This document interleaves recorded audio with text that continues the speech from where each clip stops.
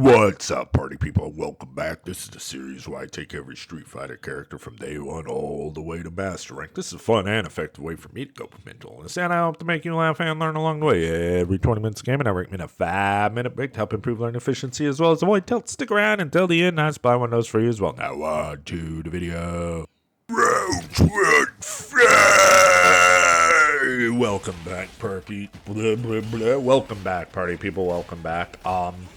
So if you don't know, this is the series where I take every character to Master Rank, but if you look down below in the description, I got a typed up written guide for you on Zangief with all the information that I cover in the How To Day 1 video with Zangief. If you haven't watched the How To Day 1 video with Zangief yet, watch that shit, because I cover everything that I use to get to Master Rank in depth in those videos, how I do it. I'm going to do a quick little review on the 4 key fundamentals that I use to get to Master Rank. Number 1 key fundamental is slow down, enjoy the game. If you're not having fun, people, go do something else. I know it's crazy. I'm trying to get more people into Street Fighter. I'm trying to give you a guide, trying to spread the word, trying to show you how much fun this game is. But guess what? If you're not having fun, go do something else. Nobody's holding a gun to your head telling you to play Street Fighter 6. If you don't like the game and you just piss and moan about the game instead of having fun, go do something else, you weirdo. You know what I'm saying? There's plenty of other things you can do with your time to have fun. Time is precious. You need to have fun.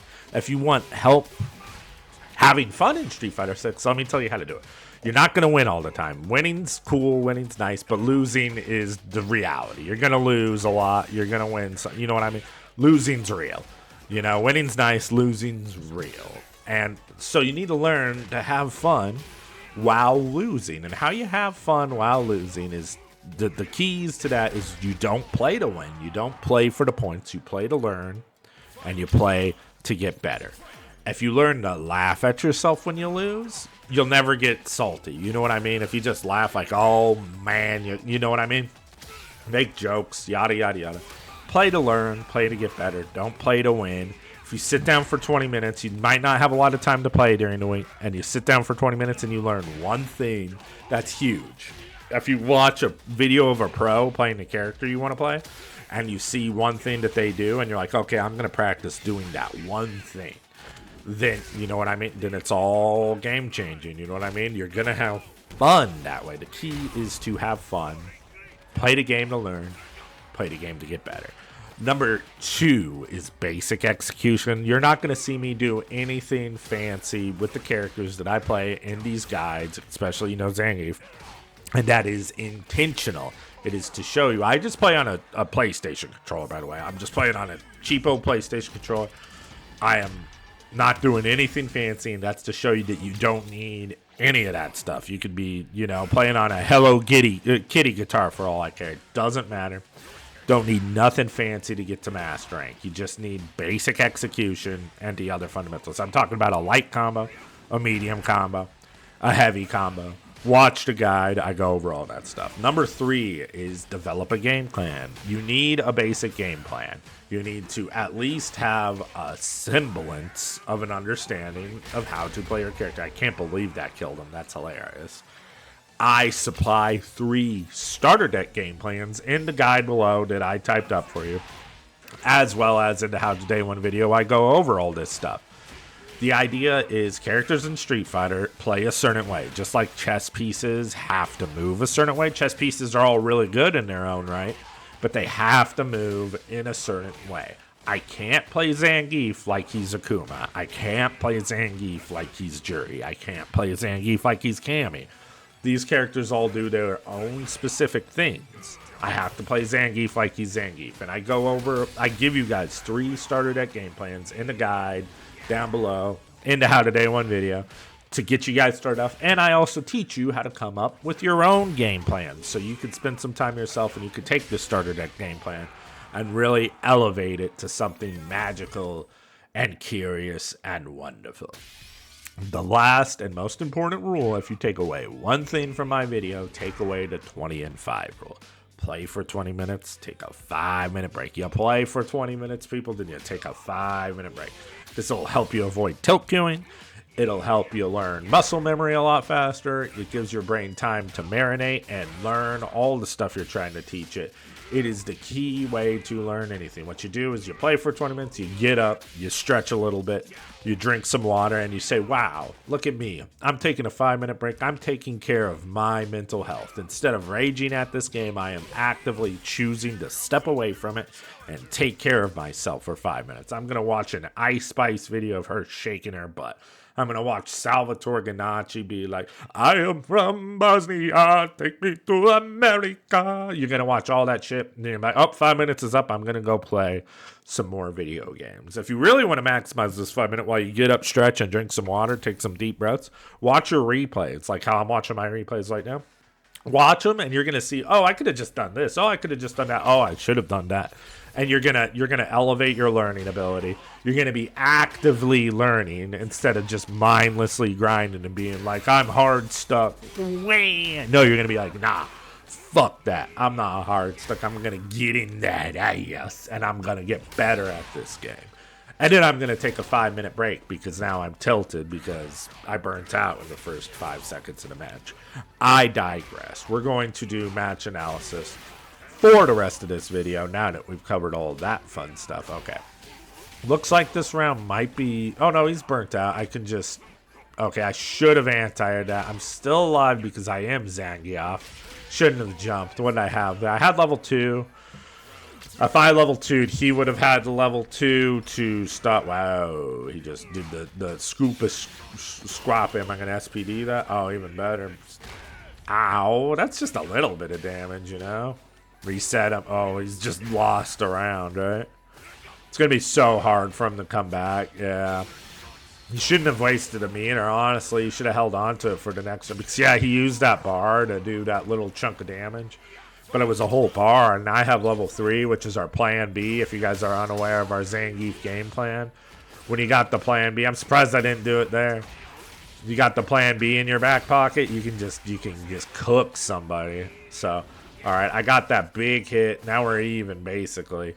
I'm just... Oh, no. Oh, he just barely survived there. I'm almost burnt out. Oh, no. That's huge. Okay, that's a lot of damage. I really don't have to do much here. Should have anti-aired that.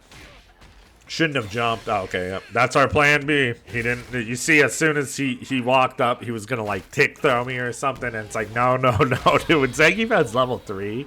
You got to fight him like he's a different character until it's gone. A lot of the times, if you can get it at the beginning of the round, it's just much better. See, right here, he's contemplating his life decision. He's like, well, then. I probably should have respected the fact that he was going to be churning butter. Or he's talking shit. Who knows? Ow. Just did a little bit of damage. Oh, dear. He might be tilted from losing in such a fashion. You can take huge advantage of players on Zangief whenever you get momentum because they're going to be upset. You know what I mean? Oh, Jesus. And then, like I said, if they're not keeping their composure, you can really take big advantage of it. Because if you can get in one like this, you know what I mean? Look at that damage, you know what I mean? And now, yeah, see what I mean? He's just not... He's not even thinking. He's just like, wow, I get hit one time and I've lost this game, which isn't the reality. But in that situation, it was because, like I said, it's all about composure. You have to keep your composure fighting anyone. But so many people, the Zangief factor kicks in and they're just like, oh, no. You know what I mean? Whereas, you know, like I said, defensively, this character is terrible. If he has level 3, it's a lot scarier. But you can still just jump. It's a risk for him to do it on Wake Up, you know? You can jump over him. And he can't do anything about cross-ups. You know, he can perfect parry it. That's literally all he can do. And, yeah. It's, just Zangief things.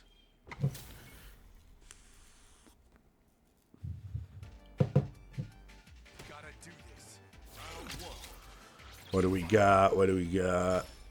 Jump at the start, always. The Depressed Gamer Special, we call that the pop quiz. We'll see. You know, he's playing Kin. I expect him to uppercut me if I jump at the start. If he doesn't, then that's huge for me because I'm like, oh, and then here he perfect parried to anti-air. That's wonderful for me. If I see that and I'm like, you're not going to just anti-air me, then I'm going to destroy you, friend. And the perfect parries are so funny. The Diamond players love doing it for everything. It's like, I don't know if they're just not used to getting thrown to death. I don't know why I DI'd there. I'm sure I was just guessing. There's the parry again. I don't know how he actually avoided getting thrown there out of the parry animation. Yeah, see what I'm saying? You're just going to lose the game if you fall back on that. You're playing Kin, dude. He has a Shoryuken. Use the Shoryuken. There's a nice hit. Yeah, see what I'm saying?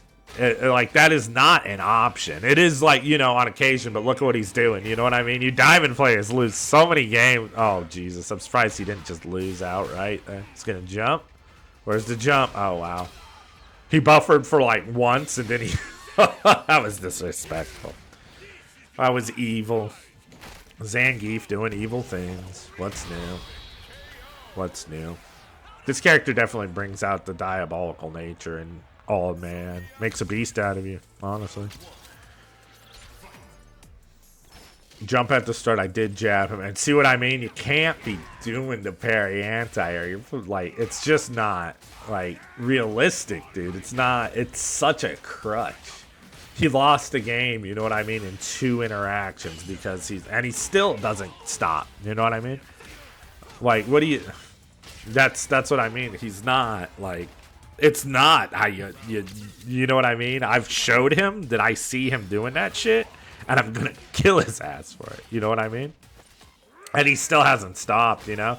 That's why I tell you guys, it's not that, like, you can't do it, but it's just such a bad habit. You know what I mean? Nice whiff punish. Oh, he fucked up, so die. Don't actually know what I get off of that, but I was just churning.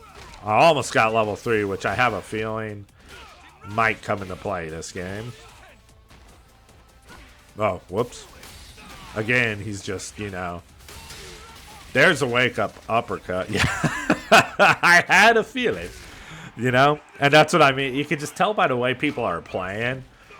It's just really a grappler thing, too. Because you need to look at your opponent's tendencies to take advantage of them. That's how most fighting games that aren't Street Fighter work as well. Because, like, in a lot of fighting games, throw isn't as strong as it is in Street Fighter unless you're a grappler. If you're a grappler, the command grab can usually be very powerful. You know what I mean?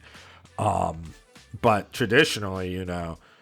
throws, I mean, in Marvel, you straight up die off of a throw, which is hilarious. You know, Magneto throws you, and it's like, well, I'm dead. But, yeah, traditionally, you know, that's just playing grapplers in fighting games. That's kind of footsies with grapplers, you know what I mean? I guess not footsies, because yeah, usually you have to play footsies, and they don't have the best options. Usually they have a few decent options up to, like, a couple really good ones, you know what I mean? But that's just how you play the character. And you have to pay attention to your opponent's tendencies. Nice uppercut. See, that's what I expect at the start whenever I play a Shoto. And so often, I don't get it.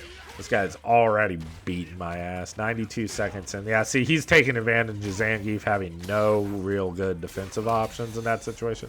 Frame 1 canceled into DI. I wonder if he was doing it already. I don't think so. I think he was just like, you know, with it. He didn't uppercut me there, which is actually a surprise.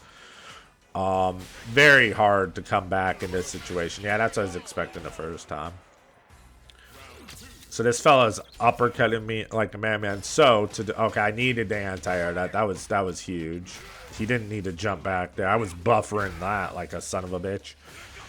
Okay, nice punch. Nope, that's a huge whiff punch. That's why I said this guy's already playing a lot better than a Diamond 2 player normally would. He whiff punished me, you know. He's uppercutting to anti-air. We saw, what was that kid, Diamond 5? He didn't do that one time. Yeah, this guy's playing very well. I mean, that was stupid, but it's gonna pay off. Well, not if he does that. Now he can lose in one interaction. No, he was buffering that uppercut, which is pretty funny. But I was jumping at him a lot. Again, that's what I expect from Shotokons, not parry anti-air. If you parry anti-air, it's free for anyone who fights against you. Oh yeah, I can't cancel that. Hilarious that was his option. He's guessing right on a lot of stuff, but this is the kind of player that if you play in a 1st to 10, you just need to download him. But his fundamental, he's at least playing fundamentally. I give him that. He's playing smart, not like genius or anything, but he's, you know, he's not scared of the Zangief. You know what I mean? So many players just fight scared of Zangief. That was really dumb though. That could just lose him the game outright. But we've all done our fair share of dumb stuff, you know what I mean? What's he gonna do? Oh, I just whiffed. Walking back and forth right like that, I imagine, is because he's... Okay, maybe not. So usually when players do that, it's to buffer uppercut. He just DI'd. I should scoop that. Okay, I just let him throw me out of it, I guess. Yeah, I just screwed up. It happens. Let's see if I fight him a little bit better, because I do need to give this guy a little respect. Needed to anti-air that. I'm not anti-airing this fella. His jumps are strange. The DI is terrible. That's just probably going to lose me the game outright, honestly. Shouldn't have burnt himself out. But yeah, me doing that DI, there's just no point in taking such a big risk. Did that do 6,000 damage? Jesus Christ, are you? He's cornered, so I basically get... I mean, I don't know why I wasn't expecting a jump there. He's not, like I said, he's not a brainiac by any means of the snare. I'm just consistently doing... Is he dead? He's not dead, I don't think, but he's one hit away from death. But I'm consistently just making poor choices in this game. Where I just need to walk up at this guy, essentially. So here I don't get anything. I can dry rush, and, you know, I just expected him. I don't know what he was doing there, but he wasn't blocking, so we'll take that, you know. That's our plan B. Finally anti-airing, so maybe we'll have a chance now. He's buffering uppercuts there. That's why you walk back and forth like that. A lot of people do it, you know, just because they see people doing it. So they're like, oh, I got to walk back and forth. But you're buffering uppercut. That's why you walk back and forth like that. But he's not doing it now. Now he's just playing scared, which I should take advantage of. Oh, I landed on a fireball. If I pressed a button, I would have killed him. No, that was terrible. Yeah, nice whiff punish. Again, like I said, this guy's playing much better than a Diamond 2 player. No uppercut there. Don't think the third one would have reached. Yeah, okay, now he's playing scared, but that's a good uppercut. That's why I say that's what you do there. Yeah, that was way too far away. That's gonna work. I mean, I should definitely be dead. Oh, he should have. Oh, he's gonna do the charge into level 1, maybe. Oh, that works. Yeah, that dude played much better than a Diamond 2. He played way better than that Kin we just fought. But again, he didn't fight me. You know, he fought me like I was Zangief, but not in the way where he was terrified the entire time. He fought me like, okay, his defensive options aren't good. Oh, that's the end. So this one might have been just a smidge shorter than the others. Probably needed to go or take a break or, you know, Zangief thing. So hold on. Speaking of breaks, let me get a 5-minute break together for everyone. One sec.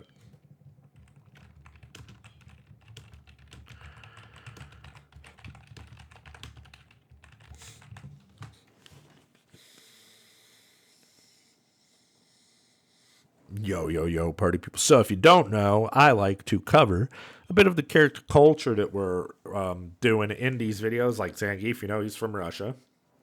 So I like to educate myself a little bit on the Russian culture, since we're going to be spending some time with Zangief in Russia for a little bit.